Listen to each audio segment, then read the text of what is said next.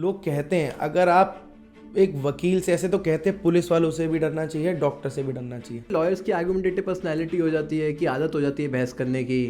मतलब वो ट्रैप करती थी ऐसे बंदों के साथ, उनको फंसा के उनसे पैसा एक्सटॉर्ट करती थी। गर्मियों में 45 डिग्री में जब कोट पहनना पड़ता है तब क्या हालत होती है। मज़ा आता है। ये लिटिगेशन का एक नशा है बेसिकली ना, लिटिगेशन एक नशा है।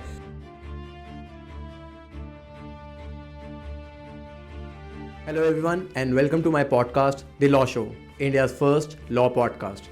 आज हम इस पॉडकास्ट की शुरुआत करने जा रहे हैं और पहला एपिसोड शूट करने जा रहे हैं। ये पॉडकास्ट की शुरुआत होने के टाइम पे मैं आप लोगों को कुछ चीज़ें बताना चाहता हूँ। ये पॉडकास्ट का जो एम है, सबसे पहले हम चाहते हैं कि लीगल अवेयरनेस फैले। दूसरा, हमारा जो एम है इसमें जो लॉयर्स की जो जर्नी है हम उसको आपको दिखाएं। तीसरा, जो फिल्म्स में होता है उसमें और रियल लाइफ में क्या डिफरेंस है उसको भी हम आपको एक दिखाना चाहते हैं, क्योंकि सारे केसेस मीडिया के थ्रू पब्लिक में नहीं आते हैं और बहुत सारी इंटरेस्टिंग बातें होती हैं जो सिर्फ लॉ एक लीगल फ्रेटर्निटी के अंदर ही रह जाती हैं। हमारे आज जो पहले गेस्ट है वो है करण नागपाल। इनको मैं 10 साल से जानता हूँ और ये दिल्ली में प्रैक्टिस कर रहे हैं, दिल्ली एनसीआर में सिंस लास्ट 10 ईयर्स। ये एक बिजनेस फैमिली से आए और फर्स्ट जनरेशन लॉयर हैं। Thank you sir for agreeing to come on my show. Thank you, Arpit, for giving me this opportunity. It's a good start. And when I heard that I got the chance to showcase this podcast, The Law Show, as a first guest, so I immediately said yes to you. And ये बहुत अच्छा एक platform है जिससे हम आगे हमारे upcoming lawyers को, जनरेशन्स हैं जो लिटिगेंट्स हैं, उसको किसी ना किसी तरीके से अपने लॉ फिटर्निटी या लॉ से रिलेटेड हम अवेयर कर सकते हैं। So I am basically Karan Nagpal, practicing since last 10 years in Delhi and Delhi NCR, and first generation lawyer coming from a business background. And it is very difficult and challenging task for a first generation lawyer जो basically business background से आता है. He has to face many challenges कि family pressure, once you enter to the profession, it is very challenging and difficult task when you are coming from a business background. Although हर एक business background की mentality होती है कि हमारा बेटा हो या बेटी हो, जो भी हो, तो हमारे बिज़नेस को एक्सपैंड करे। एंड उस एटमॉस्फेयर में बिज़नेस जब आपका इतना इस्टेब्लिश्ड हो, आपकी फैमिली का, और आप एक अलग प्रोफेशन में जाना चाहते हैं, तो it is very although challenging in your family. And when you don't have any a good godfather in this profession, then it is also a challenging task for us कि हमें survive करना है, independent होना है, we have to earn, we have to expand our business and everything in this profession. आपने जैसे कि बताया कि आप फर्स्ट जनरेशन लॉयर हैं, डिविएशन कैसे हुआ? जैसे आपकी फैमिली जो है रिनाउंड बिजनेस में फैमिली, आपकी रेस्टोरेंट चेन है आपकी, तो एक वेल एस्टैब्लिश बिजनेस से आप लोग लॉ में आप कैसे आ रहे हैं? एक्चुअली जो बिज़नेस है, मैं अपने बिज़नेस से अवेयर तो था, बचपन से देखते आ रहे हैं। We have a good business in all over Delhi NCR, but मेरा हमेशा से एक मोटिव था कि I have to pursue something different. एक कहते हैं ना, लॉयर और डॉक्टर हमेशा एक फैमिली में होना चाहिए, तो मेरा वो पर्सपेक्टिव था कि लॉयर बन के जो मैं अपनी फैमिली में या अपने और जो मेरे फैमिली के फ्रेंड्स हैं, रिलेटिव्स हैं, उनके लिए मैं एक स्टैंडर्ड या गोल सेट कर सकूँ कि हाँ, ये फैमिली में लॉयर भी आ सकते हैं, कि हमेशा बिजनेस बैक फैमिली नहीं आ सकते, कि हमेशा बिजनेस नहीं आएगा यहाँ से कि बिजनेस में जाएगा हर कोई, सब कोई प्रोफेशन भी आएगा। कभी डर नहीं लगा कि एक नया रास्ता अपने लिए चुन रहे हो? एक सिंपल लाइफ थी आपकी, एक ईजी लाइफ हो सकती थी आपकी अगर आप बिजनेस में जाते, लेकिन आपने लीगल फ्रेटर्निटी के अंदर आए, लॉ लिटिगेशन के अंदर आए, चैलेंजेस को एक्सेप्ट करा, चैलेंजेस को फेस किया। कभी डर नहीं लगा कि मैं अपनी लाइफ को कहीं ना कहीं डिफिकल्ट बनाने जा रहा हूँ? देखो, एज इन डर नहीं लगा। अगर लाइफ में हमारे चैलेंजेस ना हो तो वो लाइफ जीने का कोई मकसद ही नहीं है। अगर इजीली मिल जाता है, हर चीज़ बिज़नेस में मिलती रहती थी, अगर मैं अपने बिज़नेस में जाता तो मेरे को हर चीज़ और इजीली मिलती। मेरे को लाइफ को एक जो चैलेंजिंग था, वो कभी चैलेंज मेरे को करने का मौका नहीं मिलता कि मैं नया क्या करूं और नया प्रोफेशन में कैसे आऊँ। अब ये पॉडकास्ट के थ्रू मैं आज आपसे पूछना चाहता हूँ कि ये लोगों को बड़ी मिसकंसेप्शन होती है, एज इन कि एक लॉयर है, लॉयर कोर्ट के अंदर जाता है, कोर्ट में होता है सारा दिन। मैं आपसे पूछना चाहता हूँ कि एक लॉयर की दिन का डे टू डे लाइफ कैसी होती है, क्या कैसे जाता है इनका? देखिए, एक लॉयर का डे टू डे रूटीन जो होता है वेरी स्ट्रेसफुल होता है।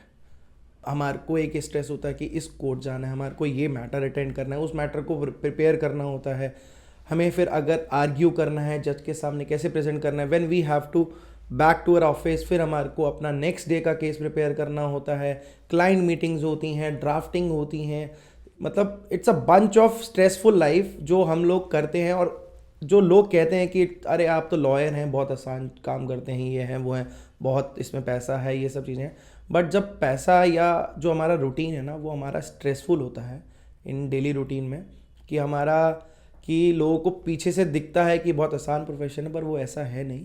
कि हम दिन रात इसमें पढ़ाई करते हैं, हमारे को नई नई जजमेंट से अपडेटेड रहना होता है, नए अमेंडमेंट्स आते रहते हैं हमारे लॉ में, एक्ट्स में, तो वो सब चीज़ें हमारे को अपडेट रखनी होती हैं अपने आप को, ताकि हम उसको अच्छे से प्रेजेंट कर पाएँ और अपने क्लाइंट को अच्छा रिलीफ दिला पाएँ।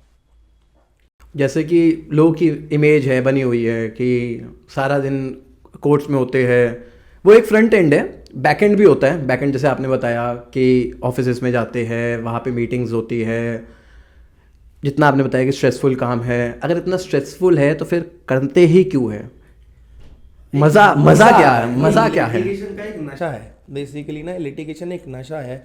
जब आप किसी क्लाइंट को रिप्रेजेंट करते हैं और उसको रिप्रेजेंट ऐसे जुनून से और नशे से करते हैं ना, तो वो एक नशा जो है ना, उसके लिए इस प्रोफेशन में, मैं तो इस प्रोफेशन को इसलिए ऑप्ट करा था कि वो एक नशा है कि आपको डेली कोर्ट जाना है, आपको नए नए केसेस मिलेंगे, नए क्रिमिनल केसेस, नए civil cases, there are number of cases, आपको हर आए दिन नई एक चुनौतियों का सामना करना पड़ता है। नई नई आपके पास ये आज ये सुनने को मिलता है, आज इस केस में ऐसा हुआ, आज उस केस में ऐसा हुआ, तो आप अपडेटेड रहते हैं आजकल की जो हमारे नई तरीके के लॉज आ रहे हैं उससे भी, और एक जो जुनून है ना वो बरकरार रहता है इसमें। लॉयर्स को काला कोट पहनना पड़ता है, हम भी पहनते हैं। गर्मियों में 45 डिग्री में जब कोट पहनना पड़ता है तब क्या हालत होती है? तो भाई आदत हो गई है, इसके बगैर तो ऐसा लगता है कुछ अधूरा अधूरा सा है। अगर हम कोर्ट में घुसने से पहले ही जब अपनी कार से उतरते हैं तो सबसे पहला काम होता है अपना बैंड पहनना और काला कोट पहनना, चाहे उसके बाद 45 डिग्री की गर्मी हो या -6 डिग्री का टेम्परेचर हो। बस ये आदत सी बन गई है कि ये इसके बगैर तो हमारा कोर्ट में जाना अधूरा लगता है, जैसे कुछ इनकम्प्लीट है हमारी लाइफ में जब हम कोर्ट में एंटर करते हैं। एक कहावत है कि वकीलों से और डॉक्टरों से बच के रहना चाहिए। सीएस भी प्रोफेशनल है, एक अलग प्रोफेशन है, उनके लिए नहीं कहा जाता, ये हमारे लिए क्यों कहा जाता है? सर देखिए, कहावतें तो बनी रह जाती हैं और वो बनी रह जाती हैं। उसका एक्चुअली में लोग कहते हैं, अगर आप एक वकील से, ऐसे तो कहते हैं पुलिस वालों से भी डरना चाहिए, डॉक्टर से भी डरना चाहिए। ये 3 ऐसे प्रोफेशन है जिसके लिए हम जब पैदा होता है कोई भी एक ह्यूमन बीइंग, तो उसको हर चीज़ों का, इन चीज़ों का सामना करना ही पड़ता है अपनी एक टाइम लाइफ में, चाहे वो अच्छे काम के लिए करे या बुरे काम के लिए। तो अगर वकीलों से भी डरेंगे तो वो आपको किसी पॉइंट पे आपके साथ गलत होगा तो वही वकील आपको सेव करेगा, कभी आपके साथ अच्छा होगा तो वो वकील आपकी अच्छी सलाह भी देगा आपको। आपके हर चीज़ में वो वकील आपकी सलाह देता है, आपको बचाता है। अगर वो वकील ही नहीं होगा तो आपको कौन सेव करेगा, अगर गलत तरीके से आप किसी केस में या किसी भी षड्यंत्र में फंस जाते हैं। बहुत अच्छा आपने कहा करण सर। एक आपसे बहुत टाइम पहले मेरी बात हो रही थी, आपने मुझे बताया था एक यूनिक केस आपके पास आया था, और जब आपके पास वो केस आया था तो आप भी शॉक हो गए थे कि ऐसा भी कुछ होता है। अगर आप कंफर्टेबल है तो आप उस केस के बारे में अगर बताना चाहें तो एक बारी व्यूअर्स को उस केस के बारे में ही बताएं, और कि मार्केट में ये सब चीज़ें भी होती है जो एक आम आदमी को पता ही नहीं है, तब तक नहीं पता है जब तक वो उस चीज़ में फंसते नहीं हैं। तो अगर आप उस केस की डिटेल्स शेयर थोड़ा करना चाहें, इरिस्पेक्टिव नाम वाम नहीं शेयर करना है, बस आप एक ब्रीफ में अगर बताना चाहें। ये थोड़ा सा ना एक डिफरेंट लीग का केस था। In my initial days of practice, जब मैं प्रैक्टिस में था इस प्रोफेशन में, तो एक रेप विक्टिम का केस था ये। तो जब केस आया हमारे पास तो I was doing this case with some other associate in a collaboration. तो इनिशियली हमने केस था कि एक रेप विक्टिम है, उसके साथ रेप अटेम्प्ट हुआ है और उसकी फिर एफआईआर हुई है, फिर बेल लगी थी। एक्यूज जो था उसने अपनी बेल ली और बेल नहीं मिली उसे। समहाउ उन्होंने आपस में सेटलमेंट करा और वो सेटलमेंट के बेसिस पे एफआईआर क्वैश होके वो साइड हो गए। फिर थोड़े समय बाद पता चला कि एक और एक्यूज है और विक्टिम सेम है, और वो एडवोकेट्स हम ही थे, हमें रिप्रेजेंट करना था। Sorry to cut you in between, आप किसको रिप्रेजेंट कर रहे थे? हम विक्टिम को, रेप विक्टिम को। अच्छा, आप रेप विक्टिम को रिप्रेजेंट। तो जब दूसरे भी एक्यूज के साथ केस आया, फिर एफआईआर हुई, उसने बेल डिस्ट्रिक्ट कोर्ट तक, हाई कोर्ट तक अप्रोच करी और उसको बेल नहीं मिली। इन दी एंड उसको जब चार्जशीट फाइल हुई तब जाके बेल मिली, कि जब इन्वेस्टिगेशन कंप्लीट हो गई। जब ट्रायल चल रहा था और ट्रायल में कुछ ऐसी चीज़ें आई कि ये एक्चुअली में विक्टिम नहीं है, शी वॉज बेसिकली, मतलब वो ट्रैप करती थी ऐसे बंदों के साथ, उनको फंसा के उनसे पैसा एक्सटॉर्ट करती थी। किन लोगों को फंसाती थी वो? जैसे सीनियर सिटीजन्स हो गए, या उनके साथ इन रिलेशन बनाना, उनको थोड़ा सा ट्रस्ट दिलाना। मैरिड मैन हो गए बेसिकली, कि जो अपनी एक समाज में शर्म करता है कि भाई अगर ये चीज़ के मेरे बच्चों को या मेरी फैमिली को पता लगा तो मेरे लिए बहुत बेइज्जती होगी। तो हर कोई इंसान होता है कि उस चीज़ को दबाया जाए, तो वो वैसे ट्रैप करती थी। और वो ट्रैप करते करते उसने एक को तो फंसाया, उससे उसे पैसे ले लिए। जब दूसरे ने नहीं दिए तो वो ट्रायल तक चलता रहा और वो बाइज्जत बरी आया। पर मैं इस चीज़ का थैंक कहूँगा, गॉड का कहूँ या किसी चीज़ का भी कहूँ, जिसने उस टाइम पे हमारे को समझ दी है कि ये रेप विक्टिम नहीं है, ये बेसिकली एक्सटॉर्ट करती है और ये एक हैबिचुअल है, जिसका ये प्रोफेशन है कि ऐसे पैसे एक्सटॉर्ट करना। तो उससे उसके रिजल्ट आने से पहले ही, मतलब उसका जब फाइनल आर्ग्यूमेंट से पहले ही ये केस मैंने वापस छोड़ दिया था। तो भगवान की दुआ से वो बंदा बच गया और उसको कोर्ट ने रिहा कर दिया। तो उसके लिए मैं भगवान का शुक्रगुजार हूँ कि किसी बेगुनाह की जान बची। सिर्फ 2 ही लोगों के साथ उन्होंने ऐसा किया था, या हो सकता और भी उसके विक्टिम्स रहे हो सकते हैं सर। मैं विक्टिम को यहाँ पे विक्टिम नहीं कह रहा हूँ, बल्कि जो लोग उसके विक्टिम्स रहे हो। मैं समझ गया सर आपका पॉइंट कि उसके और भी विक्टिम्स रहे हो, पर मेरी जो नॉलेज में थे, जब तक मेरे पास ये केस था, तो 2 ही विक्टिम्स, मतलब 2 ही थे जिन अक्यूज के अगेंस्ट उन्होंने ये केसेस परस्यू करे थे। एक के साथ सेटल हो गया था और एक कोर्ट से रिलीज हो गया था। ओके जब ऐसे केसेस कभी आते हैं तो मॉरली मन में डाउट आता है कि यार ये केसेस नहीं कर सकता मैं, या फिर आपको लगता है यार एज अ प्रोफेशन जो भी है हमारे पास हमें करना ही होता है? देखो, इनिशियली जब हमारे पास केस आता है तो हमें ये होता है कि यार अगर हम नहीं करेंगे तो एज अ प्रोफेशनल कोई और कर लेगा। तेरा नंबर ऑफ एडवोकेट्स की कोई किसी के पास भी हो जा सकते हैं। बट जब आप केस को परस्यू करते हैं, जैसे उस केस में मैंने परस्यू करा और एक फाइनल आर्ग्यूमेंट्स की स्टेज से पहले पहले एविडेंस की स्टेज पे मुझे पता चला कि हाँ यार, we are not helping the victim actually. मतलब उसको हम रिलीफ दिलाने के लिए हेल्प नहीं कर रहे हैं, बल्कि वो एक्सटॉर्ट करने के लिए हम उसको हेल्प कर रहे हैं कि किसी बेगुनाह की वो ज़िंदगी ख़राब कर रही है। क्योंकि जिसकी भी ख़राब कर रही है उसकी भी आगे बीवी बच्चे हैं, उसकी फैमिली है। तो जब इनिशियली नहीं पता चलता, जब बाद में पता चलता है तो डेफिनेटली केस रिटर्न करा। और जब हमें पता लगता है यार इनिशियली कि केस ले लिया, उसके बाद अगर पता लगता है तो मेरा हमेशा से असूल है कि जो केस सही लगते हैं उन्हीं को करता हूँ। जहाँ मेरा ज़मीर गवारा नहीं होता तो मैं उस चीज़ को नहीं लेता। लगता नहीं है यार पैसे चले जाएंगे? देखो, पैसा ही सब कुछ नहीं है, पर किसी के लिए आप इंसाफ दिलाने की जगह दूसरे के साथ नाइंसाफ़ी भी ना करें, तो वो भी एक हमारे प्रोफेशन का पार्ट है। लॉयर बनने के बाद कभी फ़नी आपको लीड्स आती है? फ़नी लीड्स ऐसे इन मेरे को बढ़िया आते हैं। कई बार लोग पूछते हैं अरे अर्पित भाई ये मेरा चालान कटाइए, कैसे होगा भाई? तो ऐसे आपके साथ भी होता है? देखिए, हर प्रोफेशनल के साथ होता है, अगर लॉयर हो या डॉक्टर हो या सीए हो या कोई भी हो, तो हर एक के साथ होता है। लॉयर के साथ कुछ ज़्यादा ही हो जाते हैं कि आप फैमिली में हैं, अरे यार करण भाई मेरा ये चालान कटा है, ये कैसे होगा। चालान तो एक ऐसा होगा कि सामूहिक चीज़ हो गई है कि जब भी किसी का चालान कटे, अगर घर में कोई वकील है तो सीधा उसको फ़ोन घुमा दो कि मेरा चालान कटा है, इसको कैसे करेंगे। और हालांकि हर कोई चालान का एडवोकेट नहीं होता, मैं उसमें प्रैक्टिस नहीं करता। There are number of advocate जो उसमें डील करते हैं, तो वो चीज़ें होती है। और आजकल जब भी देखो फैमिली में अगर किसी के साथ बैठे हैं हम या कुछ, यार मेरी बीवी लड़ रही है, मेरे को तलाक दिला दे, एलिमनी देनी पड़ेगी नहीं पड़ेगी। तो ऐसी तरीके की फ़नी लीड्स तो हमारी फैमिली में आजकल चलती ही रहती हैं कि चालान हो गया या शादी तुड़वा दे। ये तो आम। और जो डिस्टेंट कजन्स होते हैं जो छोटे हैं कॉलेजेस वगैरह में, आए दिन किसी ना किसी का फ़ोन आएगा या वो आएगा बीच पूछेंगे या जानने में कि अटेंडेंस शॉर्ट है, एफिडेविट बना दो, हैं? ये तो सबके साथ होता है मेरे ख्याल से। देखो, ये ऐसा अभी तक मेरे साथ तो नहीं हुआ है ये किस्सा, बट बाकी तरीके के बड़े वकील हो ना सर? अरे सर ऐसा नहीं है कि, बट होता है कि कईयों के कज़न्स आते हैं, कईयों के कुछ छोटे छोटे काम करने के लिए बोलते हैं। हमारे को कज़न ने नहीं करा, पर हाँ हालांकि कभी किसी ने ये बोला कि यार मेरे को यहाँ ये पासपोर्ट के लिए एफिडेविट सबमिट करना है तो वो बना दो, अरे मेरा ये एमसीडी का हो गया मेरे को उसके लिए सबमिट करना है तो वो बना दो। तो ऐसी चीज़ें चलती रहती है और फैमिली में है, आपको उसका पार्ट एंड पार्सल है वो आपकी लाइफ का, तो आपको चीज़ें कभी कभार किसी हद तक करनी भी पड़ती हैं। दिल्ली से बाहर आपने कहीं प्रैक्टिस करी है? अगर करी है तो दिल्ली और दिल्ली के बाहर जो कोर्ट्स हैं उनमें क्या डिफरेंस है? मैंने सर दिल्ली के बाहर बहुत जगह प्रैक्टिस करी है। मैंने अगर दिल्ली के बाहर गुड़गांव कोर्ट में है, गाज़ियाबाद, ग्रेटर नोएडा कोर्ट, आपका बिहार पटना तक, Patna high court, Guwahati high court और जम्मू कश्मीर, तो यहाँ तक कि मैंने कोर्ट्स में प्रैक्टिस करी है। और दिल्ली के कोर्ट्स में और वहाँ के कोर्ट्स में ज़मीन आसमान का फ़र्क है।